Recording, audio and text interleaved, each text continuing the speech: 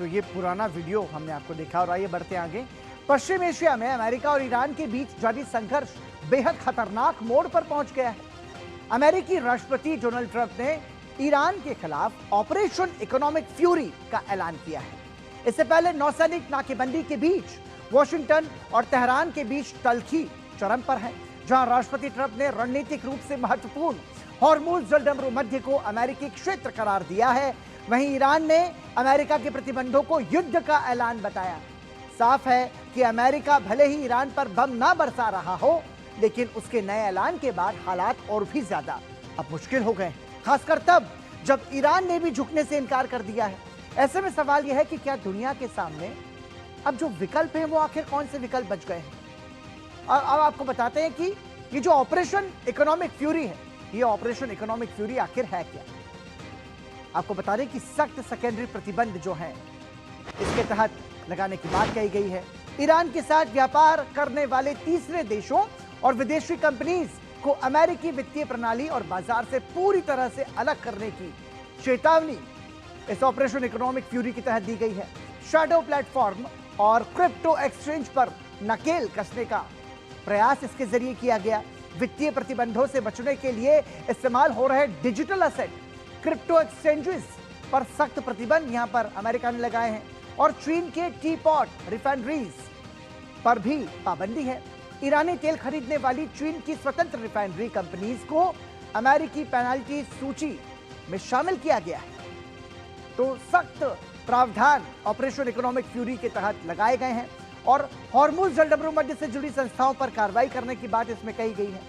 Hormuz जलडमरू मध्य पर अवैध शुल्क या नियंत्रण का प्रयास करने वाली संस्थाओं और पर्शियन गल्फ स्ट्रेट अथॉरिटी पर प्रतिबंध और ज्यादा बढ़ा दिए गए हैं। बैंकिंग और शैडो बैंकिंग नेटवर्क पर पूरी तरह से रोक लगा दी गई है और ईरान के अनधिकृत अंतर्राष्ट्रीय बैंकिंग और हवाला नेटवर्क को वैश्विक वित्तीय प्रणाली से काट दिया गया है। हथियार खरीद नेटवर्क की नाकेबंदी भी इसके तहत शामिल है। बैलिस्टिक मिसाइल, ड्रोन, यूएवी और सैन्य उपकरणों के पुर्जे हासिल करने वाले वैश्विक नेटवर्क को चिन्हित कर ब्लॉक किया गया है। समुद्री बीमा और शिपिंग सेवाओं पर रोक लगी है और ईरानी तेल और रसायनों को ढोने वाले जहाजों को बीमा सेवाएं देने वाली अंतर्राष्ट्रीय कंपनीज को भी ब्लैक लिस्ट में शामिल करने की बात इसमें कही गई है। मानवीय छूट के सख्त नियम लागू किए गए हैं। भोजन, कृषि और चिकित्सा आपूर्ति को छोड़कर बाकी सभी व्यापारिक छूट और अस्थायी छूट पत्रों वेवर्स को पूरी तरह से समाप्त कर दिया गया है। तो एक तरीके से हम कह सकते हैं कि ट्रंप ने पूरा कसने की कोशिश की है यहां पर ईरान को। और अमेरिका बार बार दावे कर रहा है कि हॉर्मुज़ पर हमारा नियंत्रण है, लेकिन सच यह है कि ईरान लगातार जहाजों पर हमले कर रहा है। आपको सुनवाते हैं ट्रंप ने क्या कहा। It just means that we're seeing what happens. They have no money, they have no Navy, they have no Air Force, they are not paying their soldiers, they're not paying their police, they have 350% inflation. So we're just going to sort of see what happens, and we have total control, as you know, of the border. We have total control.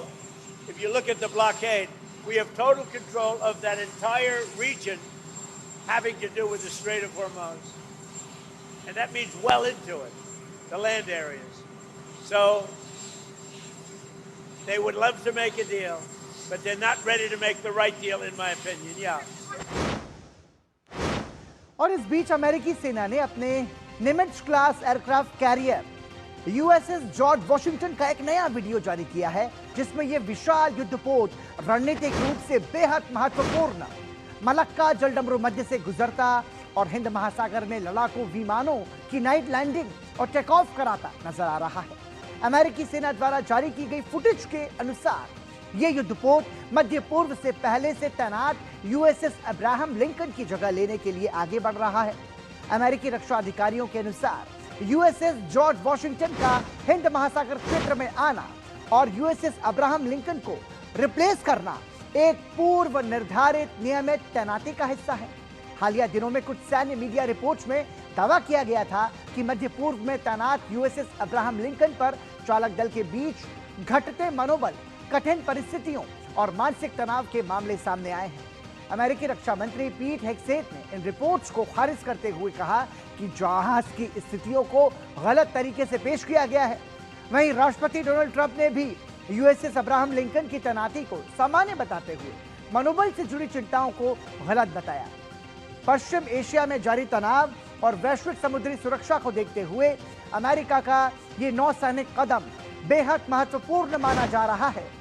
Hind महासागर और फारस की खाड़ी में अमेरिकी बेड़े की इस हलचल पर दुनिया भर की नजरें बनी हुई हैं।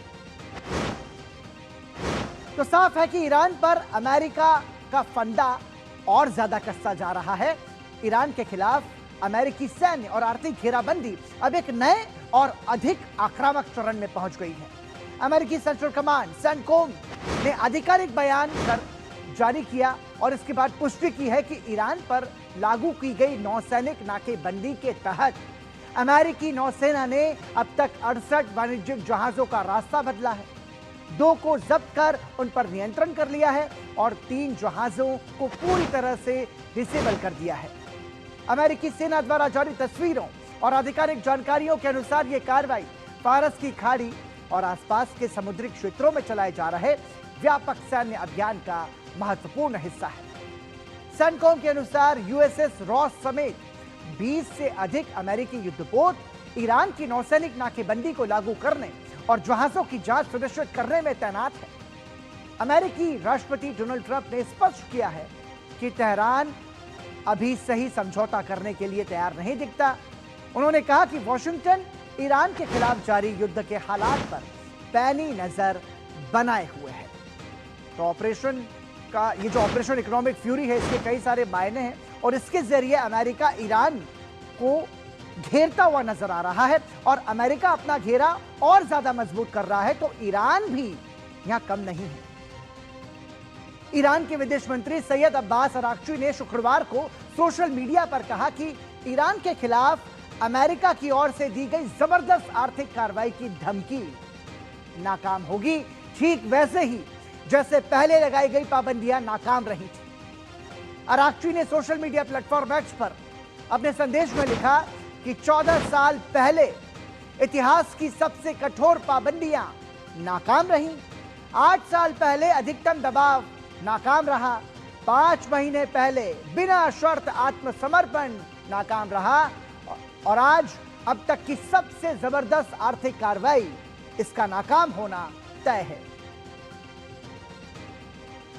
और यह बयान जो है तब आया है जब अमेरिकी राष्ट्रपति डोनाल्ड ट्रंप ने बुधवार को घोषणा की कि ईरान को मदद पहुंचाने वाले किसी भी देश के खिलाफ अब तक की सबसे जबरदस्त आर्थिक कार्रवाई की जाएगी।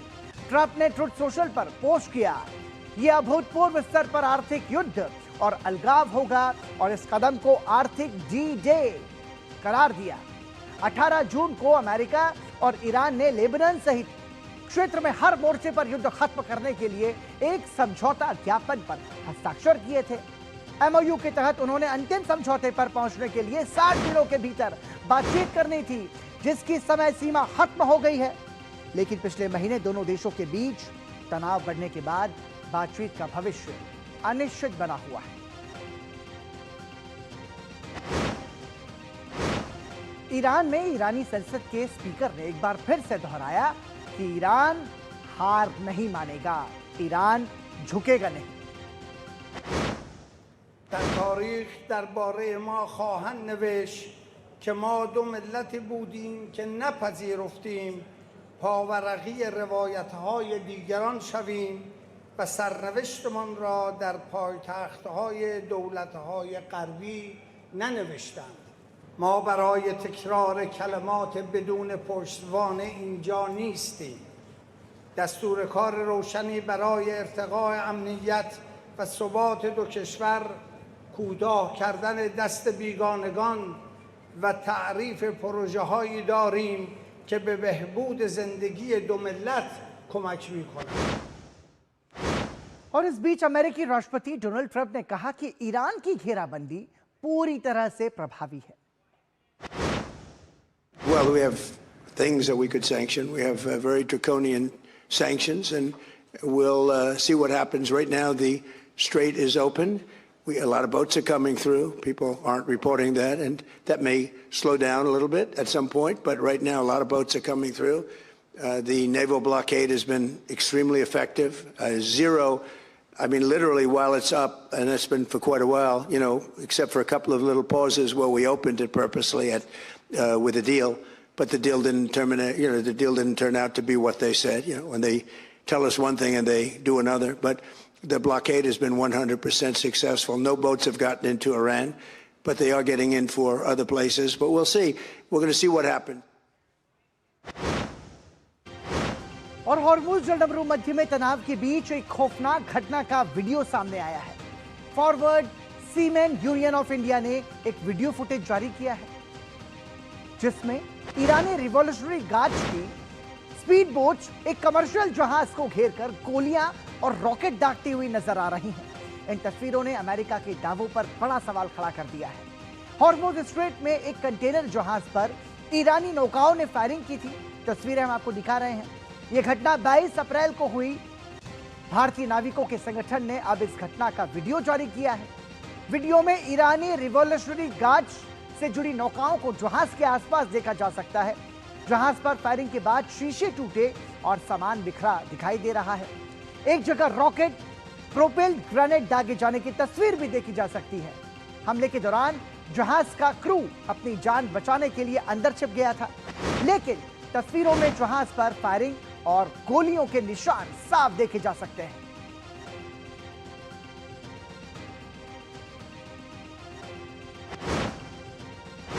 और इस दौरान जहाज में सवार 21 नाविक छिपते नजर आए।